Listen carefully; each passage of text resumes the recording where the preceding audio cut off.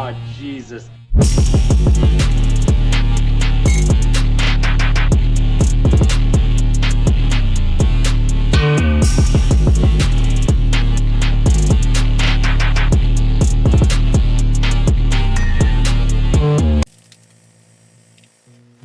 Welcome to HorrorTube. I am Josh. And I'm Rob. HorrorTube! Woo! This is our ASMR cast, as we like to say at the beginning of every episode. Oh, yeah. We are outside. We're on a patio. It is nice and windy today. It's raining. We're at Josh's. The wind a blowing. The wind a blowing. We're a high. It's great. So, do you know what you had today? Oreo cake. Oreo cake. I am, I found my Wi-Fi. So we're at the end of the Wi-Fi. There's not much left of that. By the time this weekend's over, it's going to probably be gone. Oh, yeah. Yeah. So, I'll have a different strain next time I come over. But, yeah. Today, we have quite the topic. A throwback. A throwback. Our Courage the Cowardly Dog episode hit some kind of algorithm. Mm-hmm. And it's just every couple episodes we hit something, then we don't, then we do, then we don't. Invader Zim is one of those ones that should hit something, I think. Fun fact, it is even under the genre of science fiction, dark comedy, and horror fiction. Yep. So it's considered horror. The show only lasted for 2 seasons. Which is depressing. Which is super depressing. It had a movie on Netflix in 2019. And people don't know that it got canceled. Yeah, it got canceled because Jonan Vasquez kept fighting Nickelodeon's Standards and Practices Department every fucking episode. Mm-hmm. And they just got tired of it. They just... come on, when you're putting bloody gore into, 12 of the last 14 episodes in some frame, shape, or form. For those that don't know what bloody gore is, it is a still image that was drawn of a robot from the show. Of a robot named Gur for the show, who is Zim's companion. Yeah. It's GIR, which it's supposed to be SIR for Sir units, but because he was made out of garbage, he's a garbage unit. That's why it's a Gur. And he's also depicted as not being so very smart. Yeah. A malfunctioning robot. He likes waffles. I'm making waffles. He lives in a dog suit. And he rides piggies. That's its disguise. Its disguise as a green dog. And if any of this sounds appealing to you... It is. What the fuck? We haven't even cracked the fucking surface. I was going to say, and that's some scary shit in that show. Yeah. But I didn't even know that show had gotten shut off the air until, maybe a couple years after, it ended, and they did a marathon on Nickelodeon. Right. And it got to the last episode, which is where Zim works at a diner. Yep. And it was supposed to be a 24-hour marathon. So it was only, so many hours in. And it was we got there, and then it went right back to the very first episode. And I'm like, why are we going back to episode 1? Right. And then I looked it up, and I was like, I genuinely thought it went on for years, not SpongeBob, but some pretty big fucking numbers. No, it only went on for 2 fucking seasons. And for being as controversial as it was... It's nothing like Jonan Vasquez's introduction into the world. Because you didn't know until today when I talked about it, but Jonan Vasquez was actually very high profile by the time he started Invader Zim, and he was only fucking 22. Oh, shit. He had this company called Slave Labor Graphics. And... under it, he had Johnny the Homicidal Maniac. He had Squee, who was a character in Johnny. Then that was a spin-off comic. He had Filler Bunny. He had all sorts of crazy shit. Johnny the Homicidal Maniac lasted for 7 issues. And that's where you see that style of art that Zim has. Mm-hmm. That's big heads, oblong kind of characters. The teacher in Squee is actually the teacher in Invader Zim. Wow, okay. Yeah, and Squee is Johnny's neighbor. And Johnny listens to these two fucking characters called like Psycho Doughboy and something else. I forget. I haven't read the comics in years. But he's a homicidal killer. He's like a Ted Bundy Holy fucking type killer. And he's got to please the demons in his house and keep the walls wet with blood. What the fuck? Yeah, dude. Johnny the Homicidal Maniac is fucking wild. And he tortures Squee, like the little kid next door. He goes in and starts like fucking back-teening himself and all sorts of crazy because of like the people that he's killed, and he kills them in extremely horrific ways. Jesus Christ. And warning, God. The fact that Jonan Vasquez did a kids TV show. Yeah, that's fucking nuts. After Johnny the Homicidal Maniac and Squee has always mind-fucked me. Because because he's so young and combative at that time. Yeah. You know what I mean? And his shit was being sold in Hot Topics all around the United States. That's where he got his appeal from. With your knowledge of horror stuff and people that have created in the horror world, would you consider him kind of like a horror genre genius in a sense? Because he was able to take something from that and put it into a kid's television show and still make it super fucking terrifying. It's creepy to this day. There's an episode, if anyone remembers, where Zim steals everyone's organs. Yeah, Dark Harvest. That is one of the creepiest episodes. Yeah. And that was on normal television. Yeah. Game Slave 2.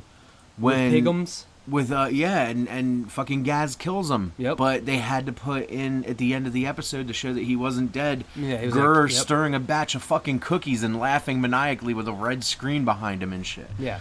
Dude, and Bestest Friend with Keith. Yep. That shit was fucking horrifying, man. And to this day, it's still fucking horrifying. I know we talked about Courage the Cowardly Dog and we gave it its flowers a few episodes ago. But Invader Zim took Courage, what Courage did, and flipped it on its fucking ear. And like you said, Jonan Vasquez is probably a horror fucking genius. And the fact that he did all of this before he was 25 years old. Yep. God damn, man. It's ridiculous. And I don't know if you know, but he's in like a lot of episodes.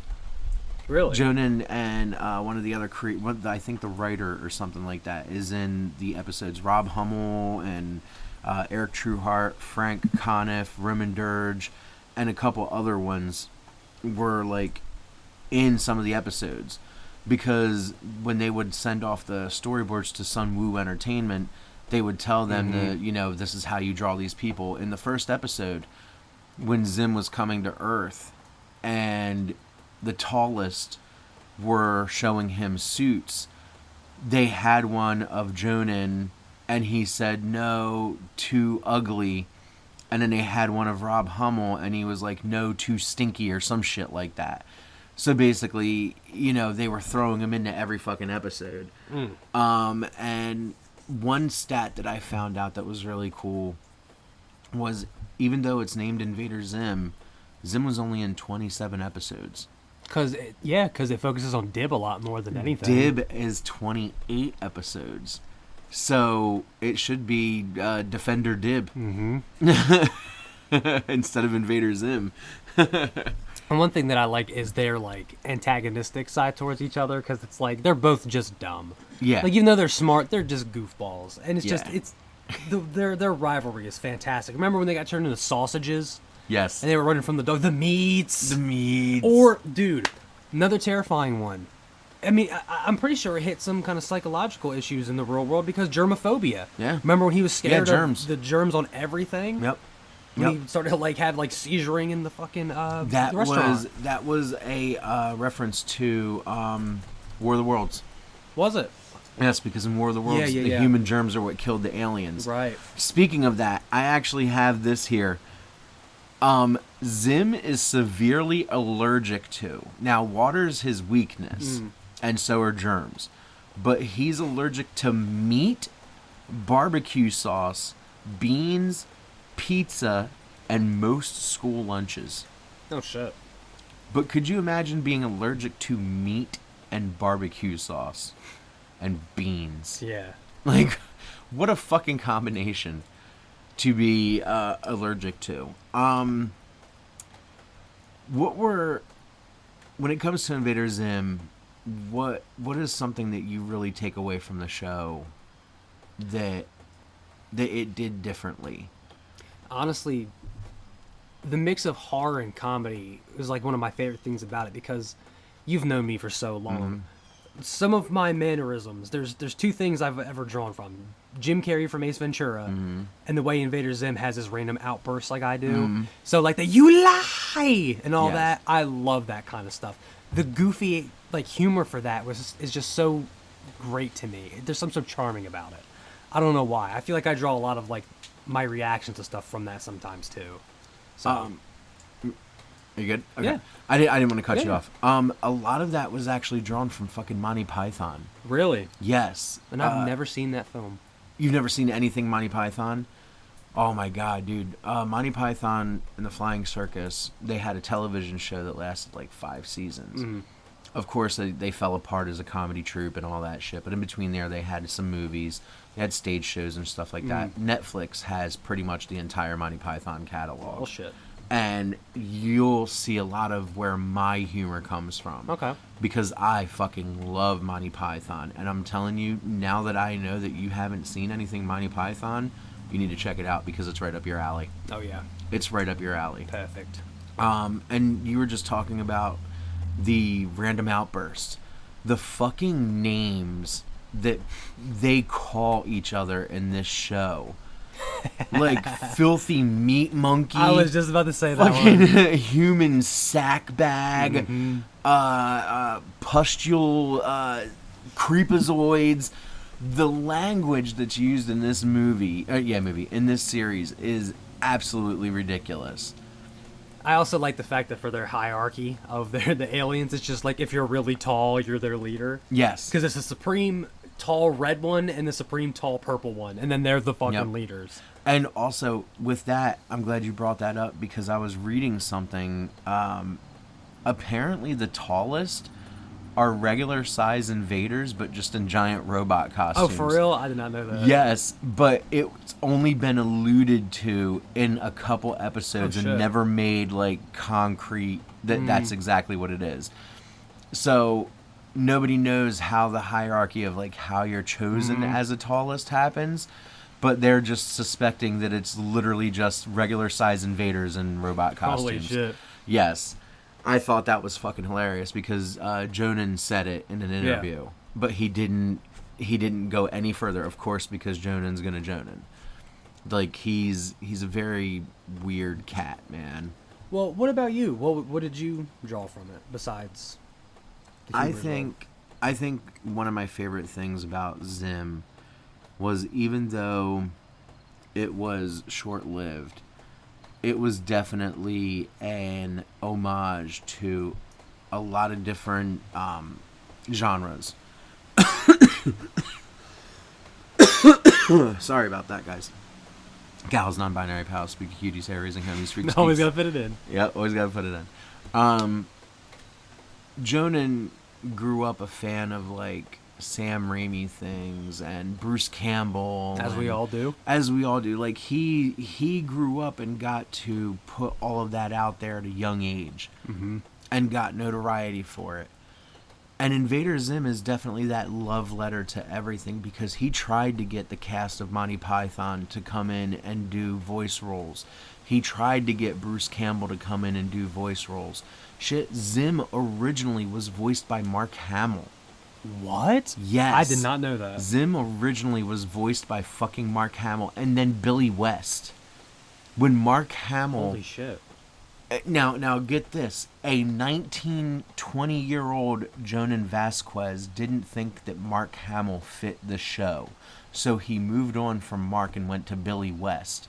And when he moved on from Billy West, I don't remember the guy's name that ended up doing Zim, but it's another prolific voice actor. You know, sorry for not remembering his name right now. But to move on from Mark Hamill and Billy West is holy shit. Ballsy as fuck. Ballsy as fuck. You're 19, 20 years old, and you're moving on from two of the most prolific fucking voice actors of our times, aside from like Steve Blum. Yeah. Or Blum, or however Whatever. his last name is, and the character Chris Sabat and Sean fucking Schemmel. Sean Schemmel, you know, are voices of our youth, I guess you would say, that The have voiced so Toonami many, times. that have voiced so many fucking Dragon Ball characters, anime characters, Funimation characters in general.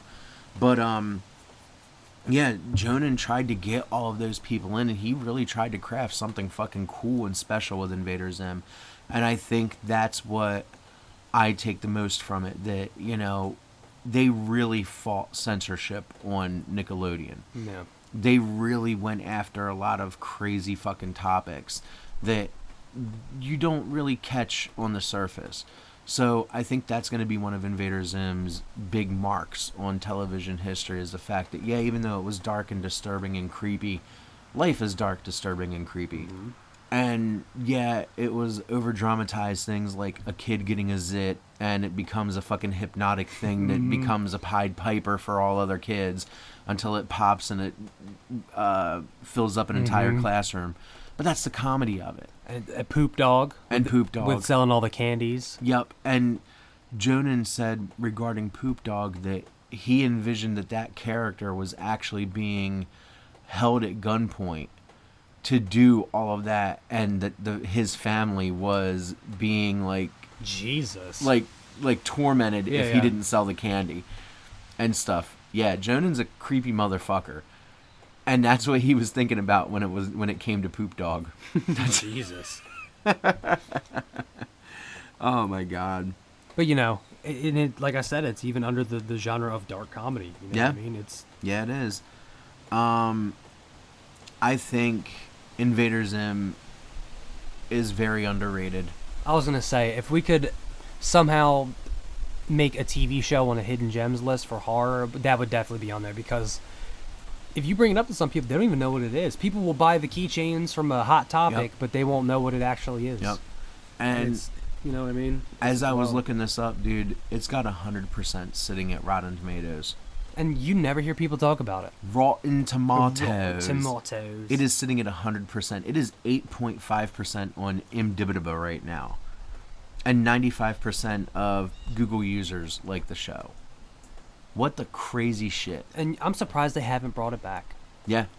I know they did the movie. Yeah, they did the movie, and it did good numbers. It's not like it didn't do good numbers. It actually did good numbers. But I think it's because of the I want to say maybe Jonan himself doesn't want to bring it back. Yeah. Because he still has rights. Yeah. He's holding on to those rights for as long as he can.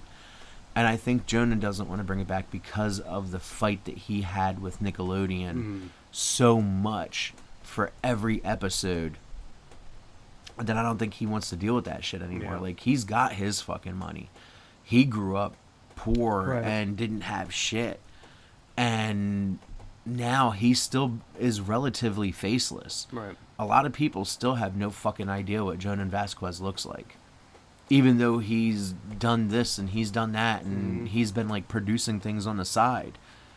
He's still relatively faceless. Right. Well, it's funny too, because of those high scores, like I feel like all that was put love around the time it was teetering off of TV. But it's like nowadays when you see people talk about horror, anything, I don't see it really brought up on a lot of even podcasts about horror. So I feel like it's just one of those things that people don't realize it was a horror. It wasn't just a regular cartoon. Nope. It was genuinely terrifying, man. Yep. They were cited as taking a lot of inspiration from fucking David Cronenberg. Mm-hmm. And it's definitely there. You can see that. Mm-hmm. And the fact, like you said, that people aren't giving it its flowers. I know that Courage has been getting its flowers lately. It was getting its flowers before we did our podcast a few episodes ago. But we also felt that it was a really good topic to talk about because even though it was getting its flowers, the kind of flower given had kind of waned. You know what I mean? But Zim just doesn't get flowers. Zim doesn't get these cool videos of like why the fucking series failed and this and that, or no Super Eye Patch Wolf episodes discussing the backstage of everything or this or that. No, you get nothing. Maybe on like a big anniversary date, they'll put like a marathon on TV, and then nothing for years. And when I was looking this up, there was one that was 107 facts about Invader Zim, and one that was the rise and fall of Invader Zim, and one about Bloody Gur. Oh no. That's pretty much it, and those were the ones with the biggest views. If there are other well-made documentaries or well-made YouTube videos on Invader Zim, I'm sorry. There was a top 10 moments from Watch Mojo as well. Oh. You got to get your top 10 Watch Mojo in. When is there not a top 10 Watch Mojo? We need a top 10 Watch Mojo. Top 10 greatest Horror Wars Horror Tube moments. There you go. Yeah. That'd be a hell of a list.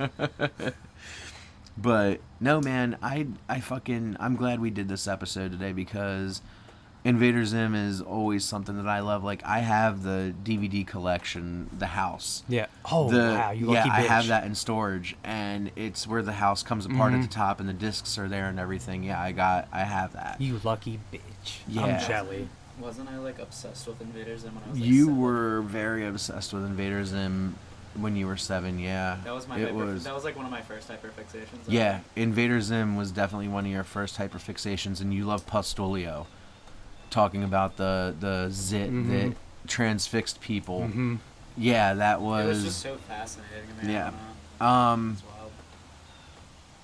Do you guys remember the episode of where the dude was just trapped in the chicken suit? Yeah. Yes.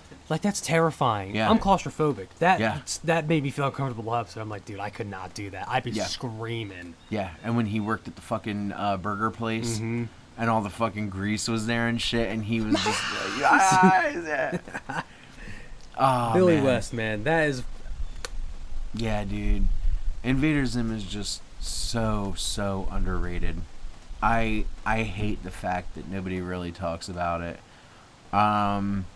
So I hope that with this episode, we've done some justice. We've gotten a little bit more word out. We've let people know, hey, look, man, a lot of names are attached to this show. A lot of pretty big names. And if it wasn't for a Nickelodeon producer named Mary, who read Squee and thought that it was a weird enough concept to belong on Nickelodeon, and then gave Jonan carte blanche to work on something. He worked on it for an hour, and then settled on the idea, and from there we got Invader Zim. And if that never existed, then some people might not even be horror fans. Yeah. I might not be. You know what I mean? That Right. was very early for me, so... Yeah, Invader Zim was one of those big things, and it unfortunately didn't last, and... It's sad. It got treated honestly. like shit. And now with the marriage of comedy and horror, would be a perfect time to bring it back. Yep. It'd be a perfect fucking time. And they would be able to get away with a little bit more. But, them's be the breaks. Would they be able to get away with anything on Nickelodeon? They wouldn't put it on Nickelodeon. Nickelodeon still has rights things with Netflix. Yeah, so then what's the... They could literally just do an 8-episode Netflix animated series, What's the or point of not bringing it back? they just don't want to. It just doesn't make any sense. Yeah. It's a missed opportunity. Agreed. And with the stuff that's like on like Adult Swim nowadays, I mean, you could Yeah. probably get away with Invaders and stuff hell yeah. more now, you know what I mean? Yeah, absolutely. But it's crazy to think how like hard the censors were back then for TV. Yeah. You know what I mean? If he had to fight that hard. And it makes me very curious of what the original versions of these episodes were. Like, Oh, yeah. what would you say the episode was called? Dark Harvest, where he Dark takes the Harvest. organs? Imagine that, you know, if they weren't as tight on the censors. It was originally called The Hearts and Lungs of Zim's Dark Desires, or some shit like that. Yeah, that is probably one of the honest scariest episodes for me. Yeah. It's fucking horrifying. Oh like, my goodness. There really were a lot of really crazy, scary moments in Invader Zim. And like you said, there's probably people out there that aren't horror fans if Invader Zim doesn't exist. You know? And going back it's crazy. to Courage the Cowardly Dog and Invader Zim, they're both horror cartoons, but they're so wildly different. Uh-huh. And there's no copy and paste from either one. No. And it's great to think that around the same time, those two were running wild Yeah. on Cartoon Network and Nickelodeon. You had one dealing with fucking PTSD and one dealing with psychotic outbursts. Yep. Like, it's ADHD and Yeah, shit, pretty basically. much. Uh-huh. You know what I mean? Because if anything, Invader Zim was an ADHD nightmare. Yeah. If I can profile it as anything, it's a fucking ADHD nightmare. Like, especially to go back to the Game Slave 2 episode, when you have Gurr just stirring the fucking cookies at the end, laughing maniacally, and like the smoke and that's like an ADHD fucking moment right there, because it's just so random, and you don't know why it's there. Yep. And we didn't get to talk about Zim's parents, the robots. Oh, the robots, yeah. The malfunctioning robots. Didn't they become like super sentient in one episode where they were like, Yes. hey, what's going on? But they were like Yes. evil as shit. Yes, that was also really horrifying, because Zim couldn't control them. Mm-hmm. After he basically brought them to life, he couldn't control them. Yep. And they were starting to become real nasty motherfuckers. Mm-hmm. There was also one episode where Gurr became a Sir for a little bit. Yep. And you got You the know, red eyes and all He got that. the red eyes, yeah. It was fucking different, man. He took over the house, the one Yep. episode where he The was getting security tacos. system. Because he wanted his fucking tacos. Oh my god, he was so mad. He was so angry. Oh man, there was one more I wanted to bring up. Fudge. There's so many though. It's funny, and you would think there's like a bajillion episodes, and there's only No. 2 seasons worth. Yeah, 2 seasons. And I think it's 48 episodes, or maybe it's 72. It's one of them, but they're segmented. Like, Yeah, you get at they're- least 2 stories in one episode. Yeah, they're 11 minutes per episode, like SpongeBob. Yeah. Yeah. God, I just realized what I'm gonna end this episode with. I can't because if I say it, I'm gonna sing it, and if I sing it, it's gonna stay in the episode. Okay. So, Right. okay. Oh, that's all I wanted to say. Invader Zim also, weirdly enough, introduced me to time loops. Because remember when they were stuck on the school bus? Yes. And like in between dimensions or some shit? That introduced me into my love of the multiverse kind Really? of thing. Yeah. That's Wow, crazy. memory unfucking locked. Yeah. Because I remember they would show tubes in where they were driving through on the school bus. Yep. And it just showed different dimensions. Oh my fucking goodness. Wow. There you go. Invader Zim is a crazy show, man. If there's any chance for any of our listeners to watch it, please find a way. Yeah. It is definitely worth, at least if you want to binge it on a rainy Saturday Nope. and just chill out, boom, Invader Zim is the way to go. Thank Yeah. you, bird. Yeah. It's my hype bird. It's your hype bird. It's like, yeah, Yeah. My man's spitting. He's telling us straight facts right now. shut up, it's too early. That's Kanye East. It's Kanye East. So what do we think? Do we think we're good talking on Zim right now, or Yeah, just please at least watch, like, yeah, forget the movie, at least watch the cartoon. Give it some kind of love. Get eyes Yeah. on it. Get eyes on Zim, man. It is definitely because worth looking into. It'd be worth bringing back if they could, man. Mhm. I would love seeing Invader Zim in 2023 and what the fuck Jonan Same. could do if he actually wanted to do it. You know? So, we have a pretty decent amount to talk about when it comes to things outside of HorrorTube.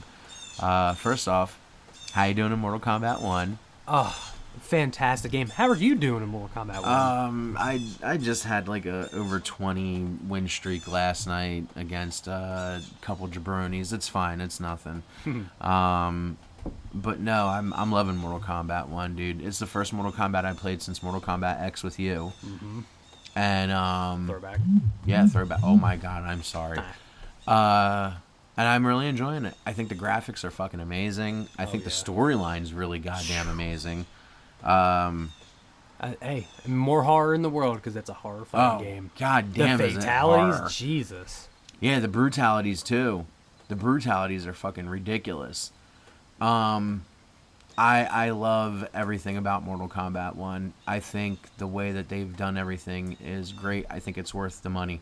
It's crazy. This is like the third technical reboot of Mortal Kombat, and it's fresh. Yeah. They actually changed the characters. It's wild. some things are progressing the same, but the changes are so drastic. It's like, wow, holy shit, okay. Right. I like where it's going. It's not like, oh, we're just redoing the whole franchise again. And the ending to the game was pretty fucking dope. How they did it. I was gonna say no spoilers. No. How they did it was dope. That's all I'm saying. How they did it was dope. I'm glad they went the route they went. I can't wait until the next one. That's all. That's all I'm going to say. Because I know the game is still fresh. I was going to say, I can't wait till we can do a spoiler. That's got to be an episode. Because we need to gush about this shit. Because I've been playing the fudge out of it. The fudge out of it. Who are your favorite characters to go to right now? I like Gearus. Okay. I like Reptile. Reptile's nasty. But Johnny Cage is my main at the moment. Johnny Cage is your main at the moment? Yeah. I just like punching people in the nuts. Who did I say that the dude was that I keep getting Shao Kahn's right-hand man? Oh, Reiko. Reiko. I am big on Reiko. Shao Kahn is fucking great to me as well. Oh, yeah. Even though he's slow, he's fucking powerful. If you can manage to figure out how to use his axe properly, you're in for a surprise. Like, Shao Kahn is ridiculously fucking powerful. He is definitely a Thanos-type character in the game. Just brutalizing. You like to play the beat the shit out of you characters. Yeah, the beat the shit out of you characters. The motherfuckers with hands. Like no martial artist, just dudes who just want to beat the shit out of you. Before we started recording, what was that fatality that you brought up? The carnival one or something? Oh, yeah. One of Shao Kahn's fatalities that he cheats you like, I don't remember what the carnival game is called, where you hit the mallet and it dings the bell. No, not Whack-A-Mole. Okay, because it's the pressure one. It's the pressure Yeah, it's thing. the one where you take the big hammer and you hit it. It's like the one where you punch the fucking bag and it goes like up and stuff like that. Okay. Because he just launches you up. Yeah. I don't remember what that's called. I don't either. But no, Mortal Kombat 1 has definitely been something really fucking dope to play.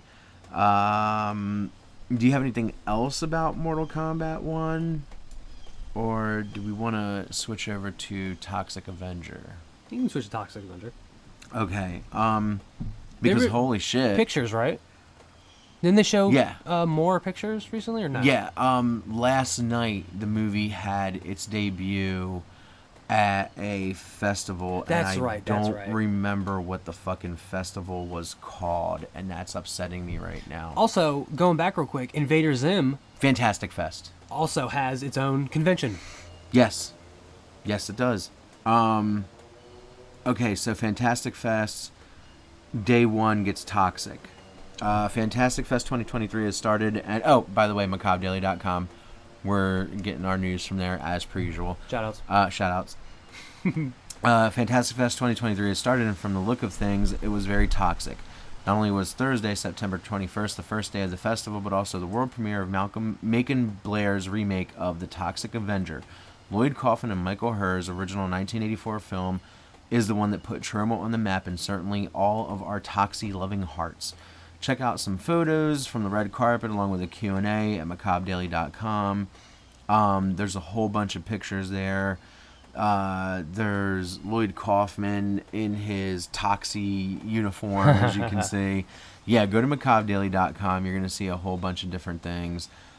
The movie is actually different this time around. It's not the same synopsis, I guess you would say. There's a different... hold on, there it is. Is that it right there? I'm sorry, I'm trying to take a look. From the press release, a fan favorite is reborn as a filmmaker. Macon Blair brings an iconic mop-wielding anti-hero back to the big screen in The Toxic Avenger. The film from Legendary Entertainment is a contemporary reimagining of Troma Entertainment's 1984 comedic action hit The Toxic Avenger, created by genre legend Lloyd Kaufman. United an exciting, critically acclaimed roster of beloved actors, the cast includes Emmy Award winner Peter Dinklage, Jacob Tremblay, Independent Spirit Award winner Taylor Page, BAFTA award winner, a whole bunch of award winners and everything. The film follows the story of a struggling everyman janitor, Winston Goose, who is transformed by a horrible toxic accident into a new evolution of hero, the Toxic Avenger. Now with superhuman strength and wielding a glowing mop for his unconventional weapon, he must race against time to save his son and stop a ruthless and power-hungry corporate tyrant bent on harnessing toxic superpowers to strengthen his polluted empire. And that is none other than Elijah Wood. So the pictures, everything looks great. The hair, the fucking Oswald Cobblepot looking I was gonna say shit. it looked like the Penguin. Oh my god, and fucking Peter Dinklage in his little tutu. Mm-hmm. This movie looks like it's gonna be wild. It's gonna fuck me up because I'm used to seeing trauma movies be like Z-rated. Yeah, like dog shit. Dog shit looking, highly independent. We're not trying to badmouth, but highly independent. That's a good way to say it. This movie has actual stars, and it has actual people behind it, and money, and you can tell that it does, and that's all I'm trying to say.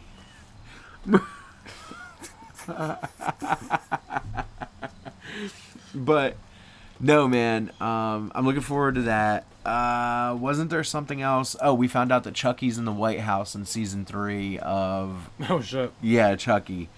Found that out. Evil Dead the game. Oh, yeah. The content. What was it that you sent me? Yeah, so we actually talked about this the last time we talked about the Chainsaw Massacre game that just dropped and how we were kind of iffy about it. Yep. They've decided, the company that made the most recent Evil Dead game, they have released I found it on Twitter, they are no longer going to be making DLC for that game. Yep. So it's pretty much done. And which is crazier because the Jason game lasted for fucking years. Yep. And it just goes to show that if you release a game too early or not close enough to the movies, Right. they don't do as well. Yep. Nope, that's the wind. Yeah. No, they don't. And if they would have released the Evil Dead game Around Evil Dead Rise, it would have probably stayed around a lot longer. The same thing. Well, I think the only reason why the Jason game ended is because the lawsuit ended. Okay. And they're now capable of putting Jason in Dead by Daylight. So I'm pretty sure that, and we've discussed that. We discussed that before. I think that that's one of the major reasons why the Jason game ended. I don't think the numbers for Texas Chainsaw Massacre are doing very well. Well, it's because people were hacking in the game to cheat. Right. So. Oh, really? So, and they're probably not doing anything to fucking fix it anytime soon. I think they just did one, but who knows? And I haven't heard anything about any future DLC either or anything. So it's gonna probably end up fucking dying in the water too. I hope not, but yeah, it's not looking good for Texas. That sucks. Chainsaw Massacre. and especially considering it had that riveting wrestling match on AEW a few weeks ago, which we also covered. Is there anything else that we have to talk about in the realm of anything, or are we ready to talk about our teams real quick and then call it an episode? Well, I was just thinking, yesterday I listened to a couple older episodes of Horror Wars, and man, that show has gone a long way in quality, and it's I just recently listened to us right as we started incorporating the new segment titles and stuff. Okay. And us reading it was so bad. Yeah. Not the title was bad, us reading, because you tell we weren't used to reading it yet. Right. And we're all over the place. But then hearing our most recent episode, it's leagues better. It's ridiculous, right? It is fucking ridiculous how different we are. Mm-hmm. And I was told by quite a few people that last week's episode of Horror Wars was probably our best sounding episode ever. Really? So shout out to episode 51 of Horror Wars. Yep. So yeah, football. Teams, even though the team that I like won, they still look awful. Right. My team is so bad that the quarterback Can't even line up against the person that's tossing the ball behind him. And Not even behind the center. the center. Yeah, that's the fucking word I was looking for. Jesus Christ. Hey. The quarterback couldn't even line up. See, I'm a Panthers fan. I can't even fucking name the players. I can't name the positions. So I'm just like my quarterback. That's fucking No, but crazy. one of the running backs had to push him in front of the center Yeah.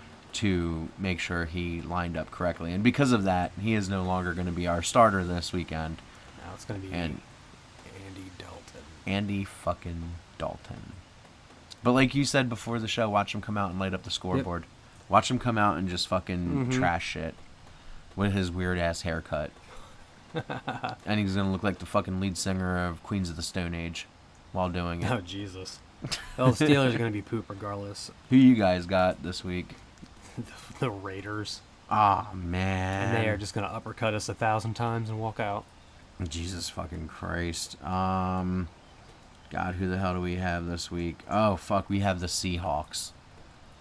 Hey, Andy Dalton's about to Yeah, I know.